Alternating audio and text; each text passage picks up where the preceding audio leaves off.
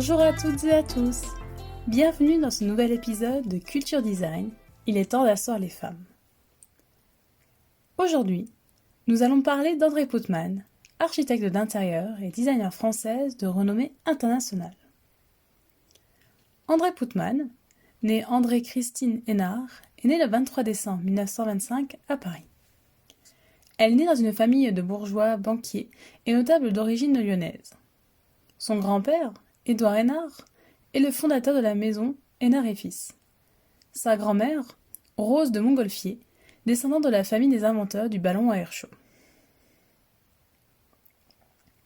Enfant, elle passe la plupart de ses étés à l'abbaye de Fontenay, abritant jadis les ateliers des frères Montgolfier. Cet endroit austère nourrit ses premières perceptions esthétiques. La géométrie des lieux, ses vues et perspectives, les jeux de pierre et de lumière, l'incroyable richesse et diversité des non-couleurs, autant d'éléments qui trouveront un écho dans ses réalisations futures. Elle dit qu'elle a gardé de tout cela la plus grande méfiance à l'égard des affreux excès de surenchère. Poussée par sa mère, l'éducation artistique d'Andrée Hénard commence d'abord avec la musique en devenant concertiste et pianiste. Cependant, l'entourage musical lui assénera que ses mains ne sont pas celles d'une future grande pianiste et ne pourra ainsi jamais espérer devenir une virtuose.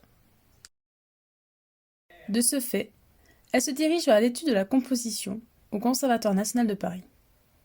Mais à nouveau, ce n'est pas sous les encouragements qu'elle continuera.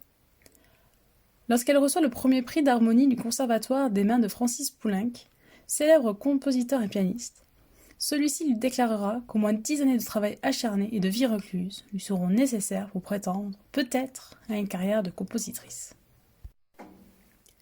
Cette dernière remarque accablante sonne alors le glas de sa carrière de musicienne, entamée malgré elle en hommage à sa mère. Le sort continue à s'acharner sur Andrée Hénard. À 20 ans, elle est victime d'un grave accident de vélo, duquel elle réchappe de justesse. Elle gardera de cette épreuve un maintien physique très caractéristique, celle d'une grande femme se tenant de manière très droite à la démarche d'équilibriste.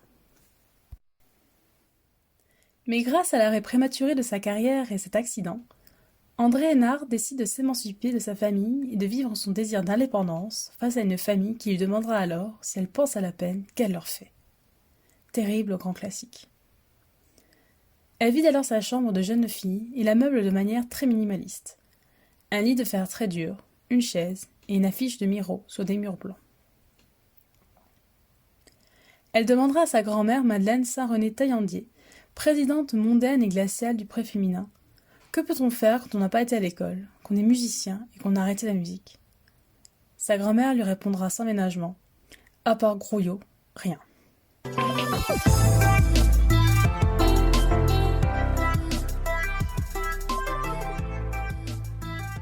C'est donc sur ces encourageants conseils de sa grand-mère qu'Andrée Hénard devient coursier pour la revue Féminin, dans laquelle elle effectue toutes les basses œuvres de la rédaction. Mais c'est ici qu'elle affûtera son regard en analysant le théâtre social qui se tient lors des réunions. Elle collabore également avec les magazines Elle et l'Œil, prestigieuses revues d'art, où elle propose des installations remarquées d'objets de styles et d'époques différents. Elle identifie ce qui est raffiné et nouveau, enrichit sa connaissance des grands couturiers. Mais cela ne suffit pas à lui donner confiance en elle et à continuer de s'effacer toujours devant le talent des autres. C'est à la fin des années 1950 que Andrée Hénard devient Madame Andrée Pootman en épousant le collectionneur, éditeur et critique d'art Jacques Pootman. De leur union naissent 2 enfants, Cyril et Olivia. Andrée Pootman continue sa carrière comme styliste pour prise unique à partir de 1958, où elle s'emploie à faire de belles choses pour rien, toutes consacrées à l'univers de la maison. Elle concrétise aussi sa volonté de rendre l'art accessible au plus grand nombre et de faire tomber les barrières entre les individus en proposant avec son mari des lithographies à tirage limité pour 100 francs seulement, ce qui vaut aujourd'hui à 1,73 €, disponible dans tous les magasins prise unique. Mais c'est 10 ans plus tard, en 1968, que Didier Gombard, un homme d'affaires, repère son talent. En collaboration avec elle, Il crée en 1971 une nouvelle société orientée vers le développement du prêt-à-porter et du textile, appelée Créateur et Industriel. André Putman sera par son intuition la révélatrice de nombreux talents, tels que Jean-Charles de Castelbajac, Issei Miyake, Claude Montana ou encore Thierry Mugler. Et parallèlement, elle commence discrètement à exprimer son talent pour l'agencement de lieux délaissés.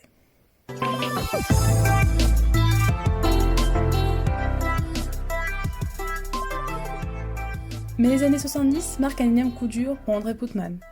L'aventure créateur et industrielle s'arrête, et André Putman divorce. André entre alors dans une phase de sa vie où plus rien ne compte ni n'a de sens. Et c'est ce qui la poussera à donner forme à son intense sentiment de vide. Elle s'aménage un espace constitué simplement d'un lit et de 2 lampes, dans la totale austérité, parce que je ne savais plus ce que j'aimais.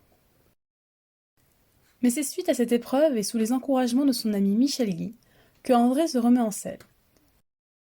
Elle crée le bureau Écart, qui est le palindrome de Trace, et c'est donc à 53 ans qu'André Putman entame véritablement la carrière qui l'a fait connaître de New York à Hong Kong. Sa première tâche consiste à remettre en lumière les talents oubliés du mobilier des années 1930, comme René Herbst, Anthony Gaudi ou encore Eileen Gray. Son but était d'intéresser 10 personnes. Ses espérances seront largement dépassées. Des milliers de personnes seront séduites par ses pièces. Elle invente le concept de boutique-hôtel en aménageant l'hôtel Morgans avec très peu de moyens en 1984 à New York, ce qui marquera un tournant, comme l'atelier d'Azzedine Alaïa, des boutiques pour Balenciaga ou Lagerfeld, des bureaux d'hommes politiques comme ceux de Jack Lang au ministère de la Culture en 1984, et des musées comme le CAPC, Musée d'art contemporain de Bordeaux, ou le Musée des Beaux-Arts de Rouen. En 1997, André Putman crée le studio qui porte son nom, spécialisé en architecture intérieure, design et scénographie. Son souhait est de réconcilier les matériaux riches et les espaces en favorisant les sensations qu'ils offrent. La carrière d'André Putman continue sur sa lancée. En 2008, le maire de Paris, Bertrand Delanoë, choisit de lui confier la présidence du premier comité design du Paris. Sa mission consiste à engager des réflexions et d'émettre des avis dans les domaines du mobilier urbain, les équipements publics parisiens et les uniformes du personnel. L'année suivante, André et Olivia Putman entament le début de leur collaboration mère-fille. Elle présente une nouvelle chaise dessinée pour l'entreprise américaine Emeco, une collection de lunettes pour RAC Paris, une ligne de tapis pour Tout le monde Beauchard, un couteau pour la gueule, la gamme de mobilier de jardin Insa Out pour Fermob, une collection de 3 meubles pour l'éditeur français Silvera, ainsi que la scénographie pour les concerts du chanteur Christophe à l'Olympia et l'exposition Madeleine Vionnet au Musée des Arts Décoratifs de Paris. L'année suivante, l'Hôtel de Ville de Paris lui rend hommage en accueillant une exposition qui retrace sa vie et qui attira plus de 250 000 visiteurs.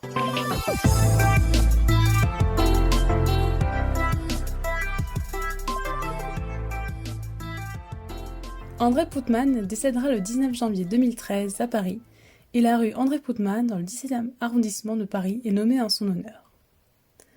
André Putman aura reçu pas moins de 18 récompenses et distinctions pour l'ensemble de sa carrière. Mais l'empire Putman ne s'arrête pas avec André. La relève est assurée avec sa fille Olivia Putman, elle aussi designer dans les domaines de l'architecture intérieure, de la scénographie et du design. En effet, depuis 2007, Olivia Putman gère la direction artistique du studio Putman que sa mère lui a confié. Elle souhaite perpétuer cet esprit touche-à-tout sans cesse revendiqué par sa mère. Vous retrouverez toutes les sources concernant le podcast sur mon site internet massomarion.wixsite.com/website dans la rubrique blog puis podcast. Vous pouvez vous abonner à ce podcast sur de nombreuses plateformes telles que Deezer, Spotify, iTunes Podcast, YouTube ou encore Podcast Addict. N'hésitez pas à le partager avec votre entourage, à faire un don sur ma cagnotte Tipeee ou à me laisser votre avis. Je me ferai un plaisir de le lire lors d'un prochain épisode. À la semaine prochaine!